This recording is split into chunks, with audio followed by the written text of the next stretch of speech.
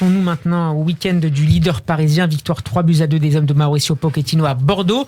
Avec un doublé de Neymar, le meneur brésilien a été étincelant samedi soir. Est-ce le signe de ce retour au meilleur niveau ou un simple feu de paille? Messieurs, c'est l'heure du plaidoyer de Maître Benji. 120 secondes pour plaider. J'appelle le procureur général pour ses réquisitions finales. Dans Classico sur Radio J. Maître, c'est à vous. Alors tu le sais, depuis le début de l'émission d'ailleurs, je le démontre, j'espère, je suis moi l'avocat des petits, des faibles, des laissés pour compte, des ça tombe mal, des victimes, des battus et des dépravés en tout genre. Écoute, depuis le début de la saison, alors j'ai noté quelques petites références parce que j'ai pas pu toutes les prendre, hein. Et dans cette émission également, Steve, hein, honte à toi, Neymar doit-il sortir du 11 ? Tu te rappelles que tu as fait ce sujet, voilà. J'ai lu par ailleurs, et c'est un intermittent du spectacle, il ne sait même plus faire une passe, il est en surpoids, j'en passe, et des meilleurs. Sur le terrain, je crois que Neymar a donné les meilleures des réponses. Contre Leipzig déjà, il a montré que lorsque le PSG était face à un verrou tactique, lui seul a compris la manière dont il fallait qu'il joue pour débloquer la situation, en décrochant et en faisant la différence. Sans Messi. Sans Messi. Hier, contre Bordeaux, samedi contre Bordeaux, ce qu'il fait, là on a retrouvé le grand Neymar. On a retrouvé le Neymar pour lequel le championnat de France est une rigolade. C'est ça qu'il faut dire. Quand il est à ce niveau-là, mais c'est magique, c'est le meilleur joueur du championnat de France. Donc, mon message de la plaidoirie, c'est quoi ? C'est honte à tous ces détracteurs, c'est honte aux gens qui osent demander à Neymar de partir, à dire que Neymar n'est plus dans le coup, Neymar n'aura jamais le ballon d'or, Neymar est frustré, Neymar préfère les sorties.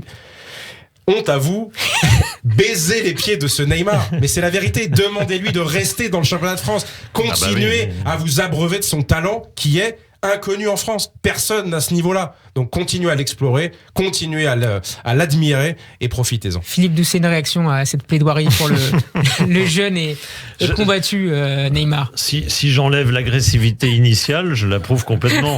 Il n'y a pas besoin de mettre des claques aux gens qui disent des bêtises. Genre, Neymar, il sera jamais ci, il sera jamais ça. Neymar est un immense joueur, c'est un talent, comme l'avocat général vient de le dire avec talent. C'est un joueur qu'on a envie de voir, c'est un joueur pour lequel on a envie de payer un billet tout de suite. On a envie de le voir en se disant, voilà, je veux voir un joueur aujourd'hui, je m'en fiche un peu du PSG, je m'en fiche un peu d'Angers, mais j'ai envie de voir ce match parce que je veux voir Neymar. Voilà. Moi, ça m'arrive d'ailleurs d'aller au parc et je regarde s'il y a Messi, Messi c'est rare, mais s'il y a Neymar ou pas Neymar. S'il n'y a pas Neymar, ça m'intéresse déjà beaucoup, beaucoup moins le match. Mais est-ce que vous l'avez pas trouvé bien moins bon ces dernières semaines ? Évidemment qu'il a été moins bon. Ce qu'on sait de Neymar, maintenant il a 29, 30 Non, 29, il n'a pas encore les 30. Ce qu'on sait de Neymar, c'est qu'il ne sera jamais Messi ou Ronaldo, alors qu'il aurait pu l'être. Ça, c'est une certitude. Il avait tout le talent pour être le numéro 1, il devrait l'être aujourd'hui, être le numéro 1 indiscutable, etc. Il ne le sera pas parce que, effectivement, il n'a pas la vie monacale de Messi, de Ronaldo. Il pense pas qu'à ça. Il n'est pas que footeux. C'était l'objet de la précédente plaidoirie de Maître Benjamin. Je suis cohérent. C'est la vérité. Non, mais c'est la vérité. Il ne sera pas cet immense joueur qui restera. Il sera plus Ronaldinho. Je lui souhaite d'ailleurs, parce que Ronaldinho a eu quand même un peu plus d'étincelles, peut-être, au moins une Coupe du Monde. Enfin bon, voilà. Un ballon d'or. Peu importe, il sera Ronaldinho, c'est-à-dire un des joueurs les plus talentueux qu'on ait connus.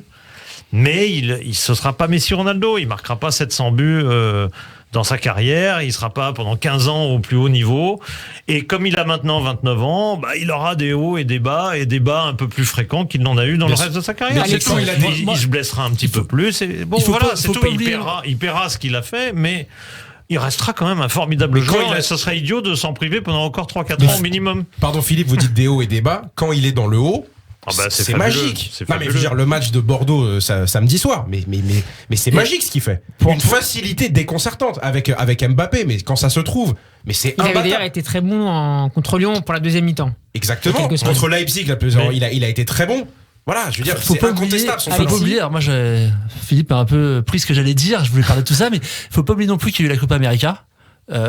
Et qu'il n'y a pas eu vraiment de vraies vacances cet été pour les Sud-Américains, donc Neymar et Messi notamment. Oui et non, parce que ils démarrent les saisons en octobre, les mecs. Voilà. Oui, non, mais. Alors, ce la Copa América, elle finit 10 juillet, quoi. Ouais, maintenant, ils commencent en octobre. En septembre, c'est un peu tôt pour eux. Bon, ce que je veux dire, c'est que malgré tout, mais ça contribue aussi. Faut arrêter de dire qu'ils n'ont pas de vacances, parce qu'en fait, ils foutent rien pendant 2 mois et demi.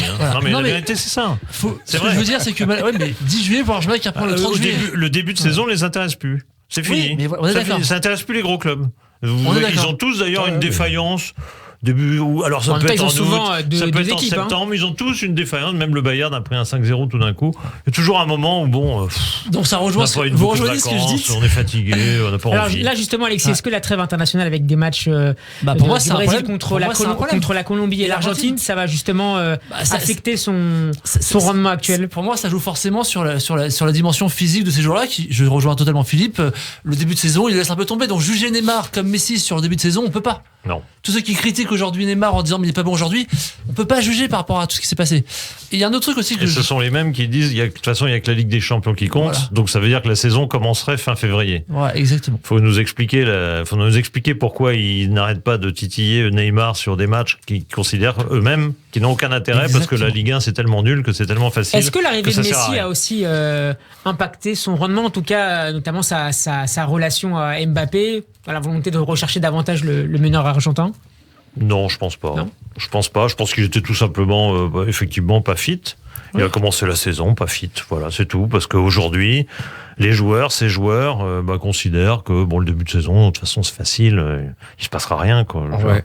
En septembre, on va jouer Bruges. Le championnat, de toute façon. Les autres sont nuls, voilà. C'est un peu le défaut de ce club. En tout cas, S'il n'a pas la constance du Bayern ou autre, ne cherchez pas. Il est entouré d'une espèce de bulle qui dit, de toute façon, tout ça, c'est pas très grave, hein. On verra en février. Hein. Bien sûr. À force de toutes les saisons de dire, on verra en février, on verra en mars, on verra en... vous jugez la saison sur 4 matchs. C'est un choix. C'est le choix de ce club. C'est ce que tu dis, on peut pas nier que dans le jeu, alors qu'il n'y avait pas Messi samedi soir, contre Bordeaux. Effectivement, la doublette Neymar-Mbappé, on l'a retrouvée un peu celle de l'année dernière. Ça veut pas dire qu'il faut pas jouer. 2 buts pour Neymar, 1 but et 2 passes décisives mais pour Mbappé. surtout, au-delà de ça, c'est la facilité avec laquelle ils se sont trouvés. Les mouvements, je veux dire, quand ils sont comme ça, tous les deux connectés, c'est magique. Alors après, sur ta question, moi je répondrais quand même plutôt oui. Pas que évidemment l'arrivée de Messi soit négative, bien au contraire.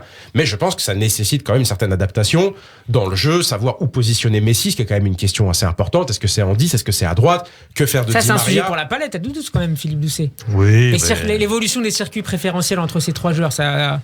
Oui, mais Ou mettre pour Messi, l'instant, alors. on peut pas le juger. Pour l'instant, ils ont joué quoi ensemble? Combien de minutes? C'est ça. C'est que dalle. C'est rien. Après, ce qui est C'est du néant. Après, ce qui est C'est ça intéressant. c'est ça qui est délicat. Comment voulez-vous comparer avec des équipes moi, j'ai regardé Manchester City le samedi. Excusez-moi, il n'y avait pas Neymar. Hein. Alors, il n'y avait pas Neymar, il n'y avait pas l'équivalent de Neymar à Manchester C'est City. vrai. Mais je me suis régalé. Ah bien sûr. C'est un football Mais là, de qualité, Philippe, vous c'est un parlez- masterclass. Mais Philippe, vous C'est parlez d'une des fabuleux. meilleures équipes d'Europe là. Après, quand je regarde le PSG, je regarde Neymar. Je suis désolé, je regarde pas comment l'équipe joue parce que ça m'intéresse pas tellement. Elle est pas très intéressante cette équipe.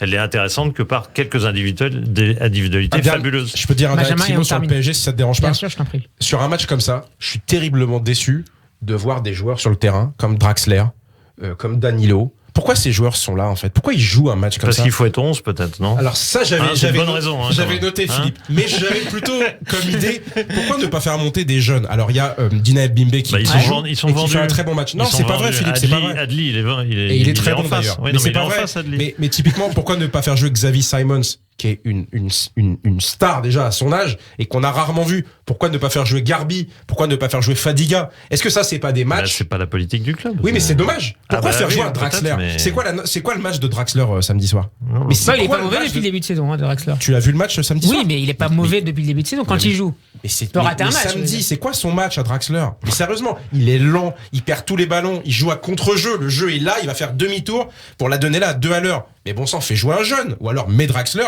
mais remplace-le par un jeune. Bah, ça, je trouve, tu vois, c'est quand même un défaut du Le parc. club l'a fait signer. Voilà, ils vont le faire jouer. Mais je trouve que c'est quand même un défaut du PSG. Pourquoi sur ces matchs-là, on a vu Dina Mbimbe, hein, je le répète, et il a fait un très bon match, je trouve. Mais c'est trop énigmatique, c'est épisodique, pardon. On peut le regretter, mais c'est effectivement pas la politique du club, clairement. C'est dommage, et notamment Très quand clairement. tu vois des joueurs comme Nkunku, comme Diaby, qui après prennent leur envol ailleurs, je trouve que c'est très dommage. Ouais. Voilà. J'aurais dû faire un plaidoirie là-dessus. Jusqu'à 22h, Steve Nadjar dans Classico sur